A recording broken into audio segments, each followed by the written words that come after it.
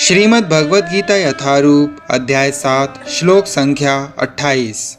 येषां त्वन्तगतं पापं जनानां पुण्यकर्मणां ते द्वन्द्वमोहनिर्मुक्ता भजन्ते माम दृढ़व्रताः।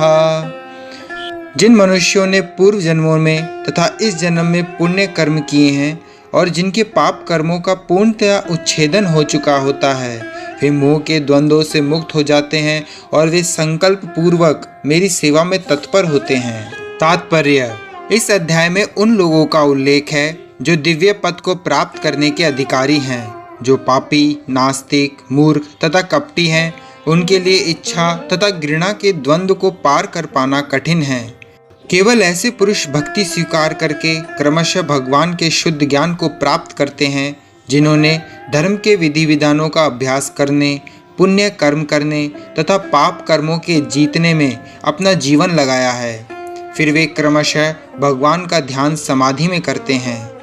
आध्यात्मिक पद पर आसीन होने की यही विधि है।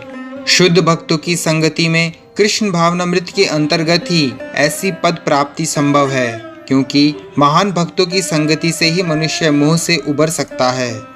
श्रीमद् भागवत में कहा गया है कि यदि कोई सचमुच मुक्ति चाहता है तो उसे भक्तों की सेवा करनी चाहिए। महत् सेवाम द्वार माहुर विमुक्ते है। किंतु जो भौतिकवादी पुरुषों की संगति करता है वह संसार के गहन अंधकार की ओर अग्रसर होता रहता है। तमो द्वारम योषिताम संगी संगम।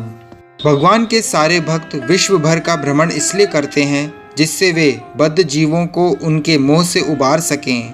मायावादी यह नहीं जान पाते कि परमेश्वर के अधीन अपनी स्वाभाविक स्थिति को भूलना ही ईश्वरीय नियम की सबसे बड़ी अवहेलना है। जब तक वह अपनी स्वाभाविक स्थिति को पुनः प्राप्त नहीं कर लेता, तब तक परमेश्वर को समझ पाना या संकल्प के साथ उनकी दिव्य प्रेमा भक्ति में पूर्णतया प्रवृत्त हो पाना कठिन है। हरे कृष्णा।